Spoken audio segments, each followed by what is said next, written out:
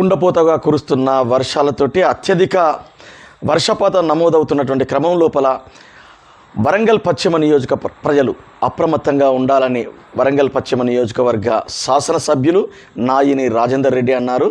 గత 10 ఏళ్ల కాలం పరిపాలించినటువంటి బీఆర్ఎస్ ప్రభుత్వం సరైనటువంటి విధంగా పనులు చేయకపోవడం వల్లనే గతంలో నగరం జలదిగ్బంధంలో చిక్కుకుందని, 8 నెలల కాలంలోనే ఎలాంటి ఇబ్బందులు లేకుండా ప్రజల పట్ల చర్యలు తీసుకోవడం వల్ల ఇవాళ ఎంత అత్యధిక వర్షపాతం నమోదైనా కూడా ప్రజలు క్షేమంగా ఉన్నారని చెప్పి నాయిని రాజేందర్ రెడ్డి అన్నారు. అయినప్పటికీ లోతట్టు ప్రాంతాల ప్రజలు అప్రమత్తంగా ఉండాలని కోరారు.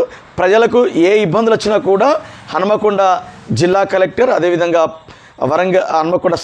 వరంగల్ సిపితో పాటు పోలీసు యంత్రాంగం, అధికార యంత్రాంగం అంతా కూడా అప్రమత్తంగా ఉంటుందని చెప్పారు. 24 గంటలు టోల్ ఫ్రీ నెంబర్ ద్వారా ఎప్పటికప్పుడు సమాచారం అందించాలని కోరారు. అదే క్రమం లోపల ప్రజలకు ఎలాంటి ఇబ్బంది వచ్చినా కూడా అందుబాటులో ఉంటారని పశ్చిమ ఎమ్మెల్యే నాయిని రాజేందర్ రెడ్డి చెప్పారు. వరంగల్ వెస్ట్ నియోజకవర్గంలో 43% అత్యధికంగా నమోదు కాబడింది. అయినా ఇవాళ చాలా తక్కువ శాతం వరదలు వచ్చే విధంగా మేము ఏర్పాటు చేయడంలో పూర్తి స్థాయిలో సక్సెస్ అయినాం.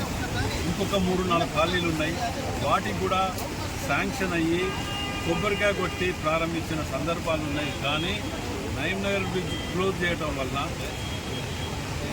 ఈ అంబేద్కర్ భవన్ రోడ్డుని ఈ రూట్లోనే నడుస్తున్న వెహికల్స్ కాబట్టి దీన్ని రెక్టిఫై చేయలేకపోయినాం. దీనికి కొబ్బరికాయ కొట్టి 5.5 కోట్లు ప్రారంభించడం జరిగింది.